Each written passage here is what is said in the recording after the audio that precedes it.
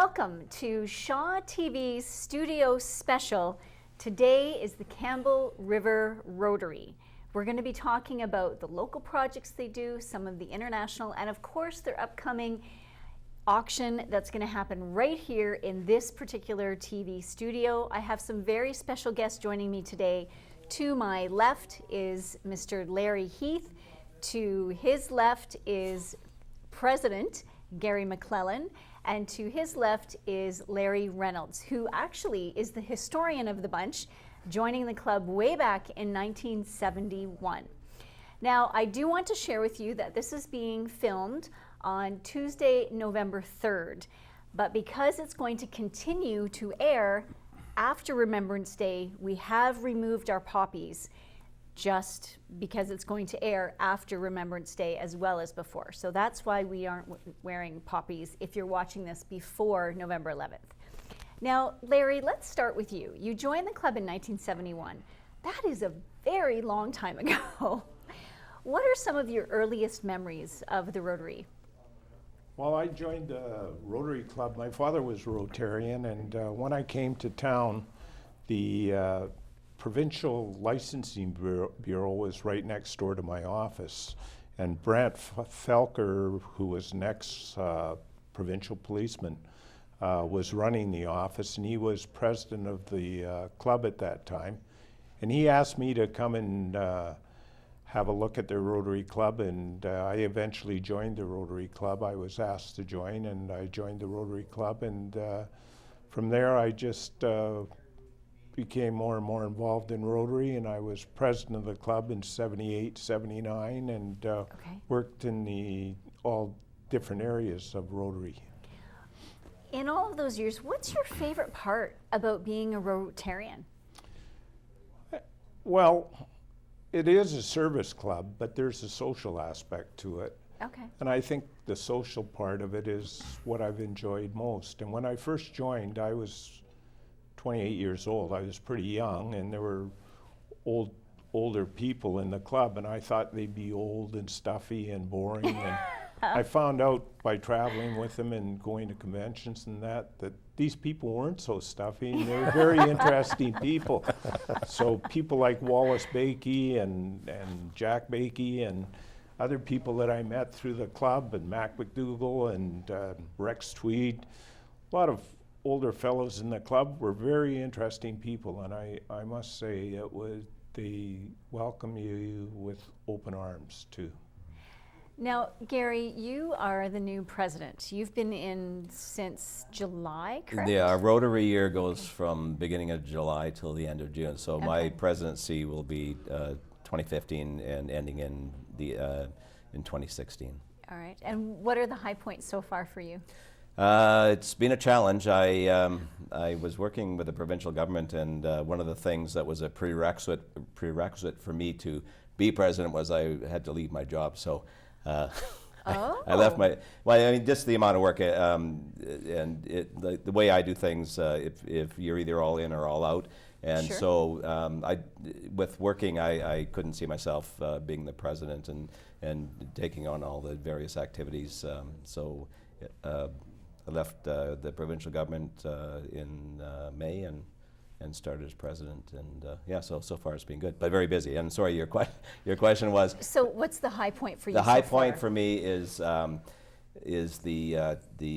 challenge, I would say, working with a real wide array of people, some real fantastic people, and trying to work in a forward direction.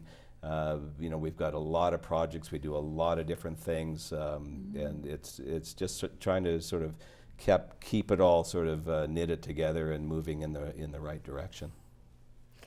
Now, you mentioned the projects. Is there a particular? Now, you've just, of course, finished the Elk Falls Suspension Bridge, so that was a massive undertaking for your club. So, what are you doing next?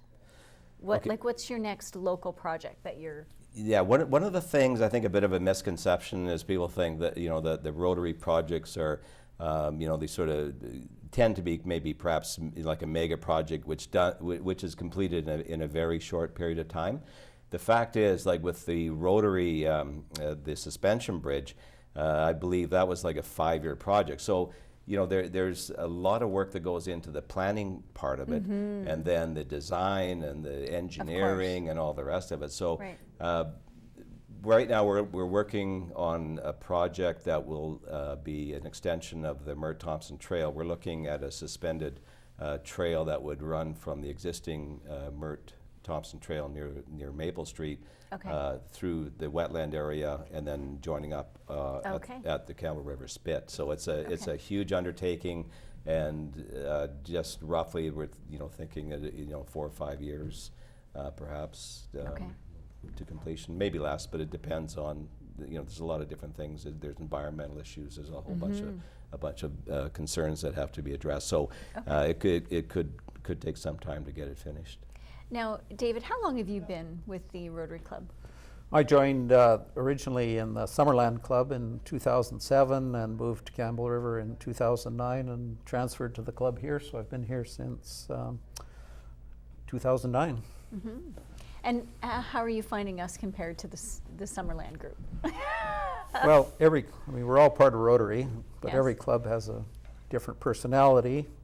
This club is fantastic. The basis for Rotary, the reason it started was for fellowship. Yes. And we have a wide range of people, different vocations, different ages, different experiences, and it's fantastic to be part of a diverse group that's working very hard to make our community better. Are you looking forward to this TV auction?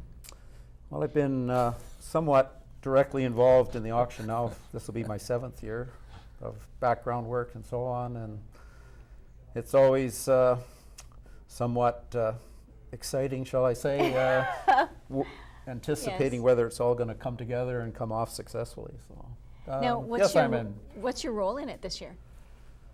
I've looked after all of the canvassing of our donors to get the canvases, and I look after the background technical work, the software, setting up the studio, and being in the studio during the auction to look after any of the little problems that usually arise. So I've got a fairly good idea what the auction's all about. And do you have any hopes for what you might raise this year? Our goal is, we've in the last few years, we've always been in the $95,000 range, and so this year we've set a somewhat ambitious goal to raise a net amount that would be available for projects of $100,000. All right, so you've heard it here first. They want to raise $100,000 this year. So put that on your calendar, November 20th and 21st. Tune in right here to Channel 4, and you get see all of these gentlemen, and they'll talk to you about all the things that they're going to do. Now, let's go back to the history for a minute. What is your very first real memory of a project that you were out and involved in?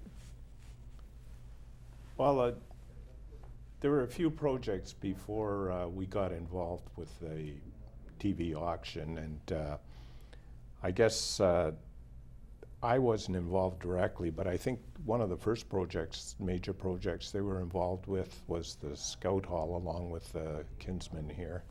And but what happened with the TV auction was the project we wanted to get involved with was our place, which ended up the Association for Community Living. Right. Bill Myers was a member of the club and a past president, and he was very excited about doing something in the community. And so he came to our directorship and proposed, a possibility of a building or a structure for people.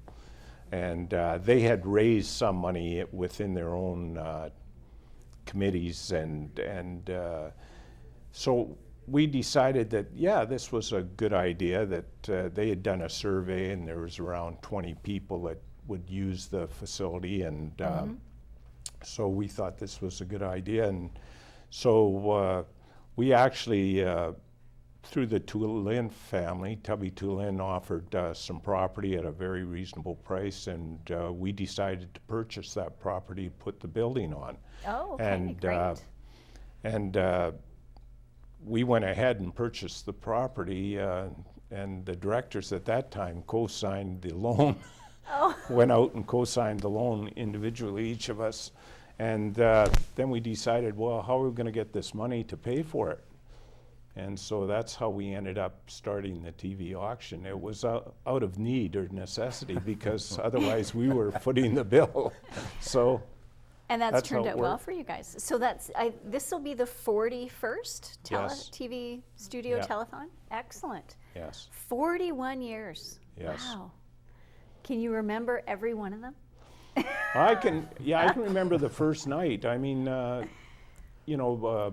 Brian Taylor and Bram Van Riewick were co-chairs of the auction at that time. And at that time it was run a little differently. And we originally got the information from the Prince George Club, but Bram was running the exterior part of the whole auction, and then Okay. Brian Taylor ran the interior, the okay. auction in the community hall. But we actually brought the goods in, put them in trailers. Jim Robinson had 2 trailers there, and we filled it up, and we brought Awesome. each object out and put it on. And Great. we didn't know if we had a winner or loser or what we were going to do, but I can assure you that when the night finished and we had $20,000, we Wow. were very excited. And we went out and collected the money and delivered the goods at that time. And I can Yeah. remember driving through the snow out in Black Creek delivering some of this stuff. Yeah. Now, at what point did it evolve to being here in the studio? Do you remember that? I can't remember specifically. I can remember coming here and we had a board up, a bid board and everything, and then from there it went electronic and Right. that. But it just progressively grew from there. But I can't remember the first time, exactly the dates when it came up here. But Yeah. I remember coming here to this specific studio here. And then it was down on 11th originally. Right. Awesome. Now, David, you mentioned software. So are you talking about the electronic software for the auction aspect? Yes, there's quite a large package of software behind that makes the auction work. Okay. Huge database with all our donors, all of our items of value, and all kinds of information. And it also operates getting the show out on a TV and on the internet. So do you stream live then? Yes, we do. Oh, okay. So will you be streaming live off of the Rotary homepage?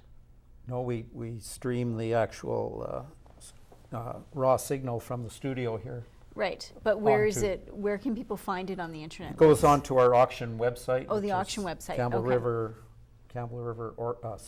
RotaryTVauction.com. There you go. RotaryTVauction.com. Okay, excellent. Now, Gary, as president, you get to do the live TV auction once in your term. What's your role this year as president? I think the president doesn't get a huge role. If I could just back up, David, he deserves so much credit because he's really downplaying the amount of work that he does on the auction. Like David and his wife Sandy, this is their life for months, and they spend so much time. And David is so wonderful. You phone him up and can you help me with this and that and that. So I don't know how he does it, but he does it. So I just want to give him credit because David is the mover and shaker for the most part for the auction. My role, I think, I think they're asking me to, just give a little introduction as president and say a few words. But other than that, I just fall into line with the rest of the privates and do my bit.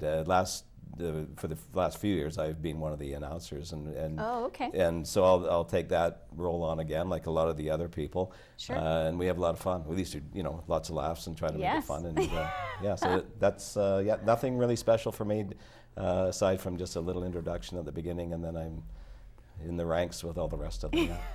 Now, Larry, do you have any funny memories from over the years that sort of pop into your mind about something that might have happened at one of the, because it is live and anything can happen when you're live. You mean in studio? Yeah, when you're during the auction. I wish Doug Reedman was here. I'm sure he can remember lots of funny stories. Nothing pops into my mind, but I'm sure some funny events happen, but I can't really recall anything that was too crazy. But how have you seen Rotary as an organization change and evolve since 1971 to 2015? Well, there's huge changes, you know, to the Constitution, especially in the 80s or past the 70s. The women became members of Rotary. Before, Rotary was strictly an all-male club. Oh. And it was challenged in the courts in California, and eventually became female members in the club. Okay. The transition was easy for our club because Of course. we did have a part of Rotary that the women were involved with, was Rotary Aunts. And in our club, Yes, of course. and they were sort of an offshoot of the Rotary Club. But in our club, the Rotary Aunts were very active and very involved with our club. For instance, the TV auction in '74, when it first started, we would have never been able to run the auction without the Rotary Aunts Right. and the wives. So Right.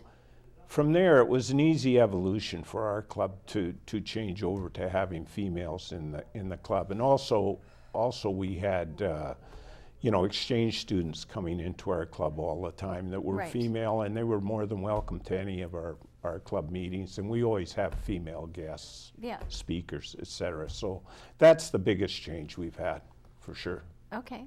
Now, Gary, for the auction, all the money is local, so all the money raised at the TV auction is going to be used for local projects, correct? That's right. So Okay. that is one thing that needs to be made clear, because you know, one of the facts about the auction is that all the auction items are donated for the most part from local people. So Right.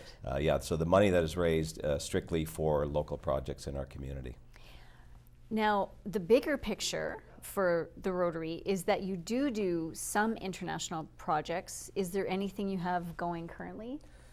Well, the Rotary, we have 5 avenues of service. One of the avenues is international service, Okay. and Rotary is, of course, throughout the world. It's Yes. there's, I believe, 1.2 million members in Rotary, Wow. over 200 countries, and you know, I think maybe that's one aspect of Rotary that maybe people don't understand. You see the Rotary, you know, the Seawalk and the Suspension Bridge and a lot of Rotary projects, but there's some huge projects that take place on an international level. For example, one of the big ones right now is the Polio Plus program. Okay. That's Rotary International's initiative to eradicate polio throughout the world, and it's gone from a point where you know, there was polio basically throughout the world, in Canada up until even I think the 1970s. At this point in time, there's 2 countries in the world that have the polio virus, and That's it.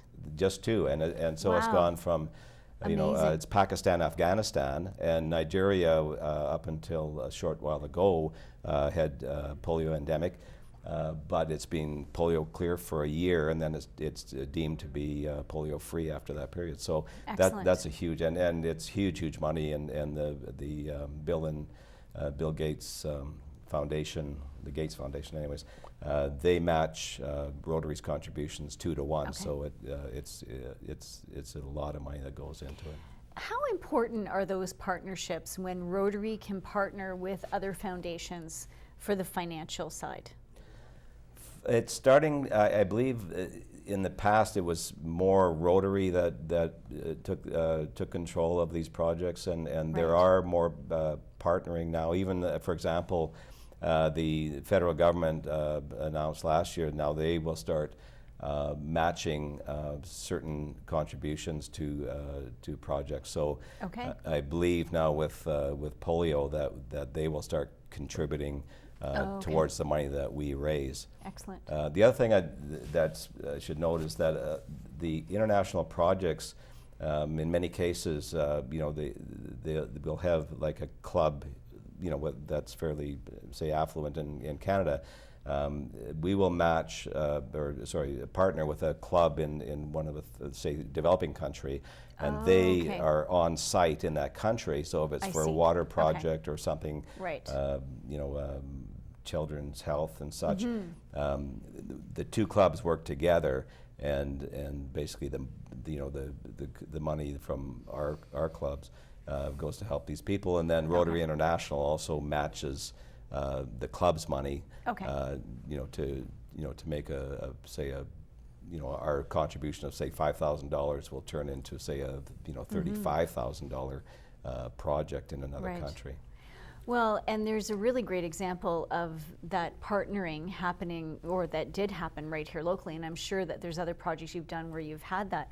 But the suspension bridge, you had 4 partners. You had the city, you had the district, you had BC Parks, and you had BC Hydro.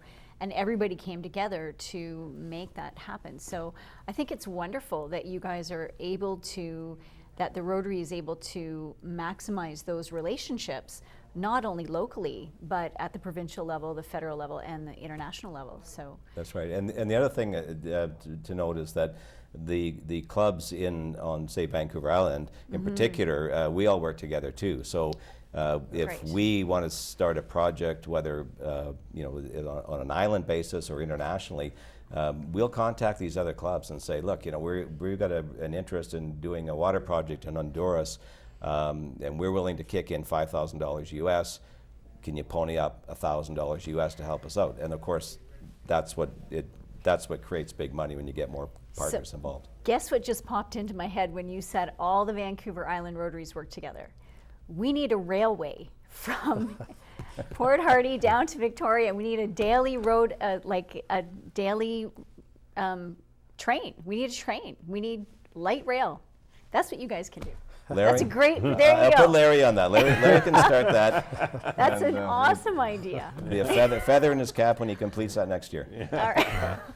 Well, no, because then you could have all the Rotary clubs on Vancouver Island participating. You could get the municipalities to participate, and the provincial and the federal government to all participate in that project. I think that's a great. You heard it here You first. heard it here Yeah, first, everybody. and I'm going to appoint Richard Skinner of the Sunrise Club in Courtenay to start that, so he'll be in charge. All right. Okay. I will send out the email this afternoon. That's a great idea. So we're getting close to wrapping this up. So what are you looking forward to the most in the next few years?